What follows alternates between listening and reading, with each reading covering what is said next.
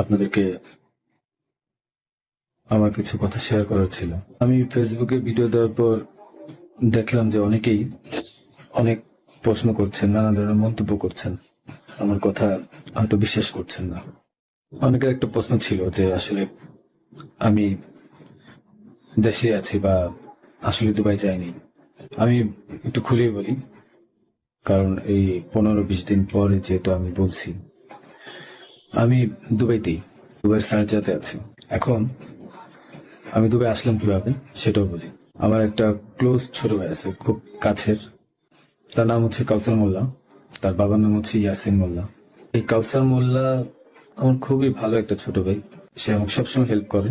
তার ওখানে আমি ছিলাম এক রাত ছিলাম, কারণ ওখানে থাকার পিছনে কারণ হচ্ছে মানে তার সাথে আবার আমাদের যে র্যাব 2, সেখানে খুবই ভালো সম্পর্ক। তার ওখানের একটা এএসআই আছে তুষার নাম, তার সাথে খুব ভালো সম্পর্ক থাকার কারণে সেই কিন্তু প্রথম আমাকে ফোন দিয়ে জানায় যে ভাই এই ঝামেলা হয়েছে, আপনি জানতে পারছি, আপনি আমার বাসায় আসেন।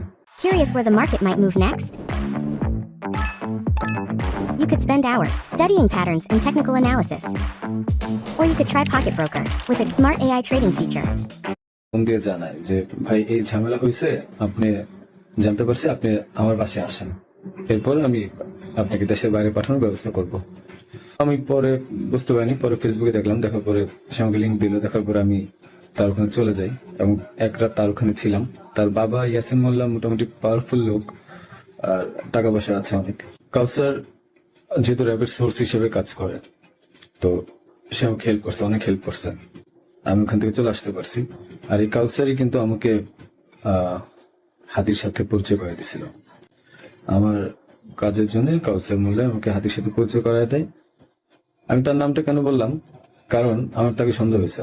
সে আমাকে দেশ থেকে করছে, সেভ করছে, সবকিছু করছে। যেহেতু কাজটা আমি করি নাই, সে জানতো যে আমি কখন হাতির কাছে যাই, কি করি না করি, সবই জানতো, কারণ আমার কাজের জন্য আমি যাচ্ছিলাম, সে জানতো। সে আমাকে পরিচয় করেছে তাকে আমি।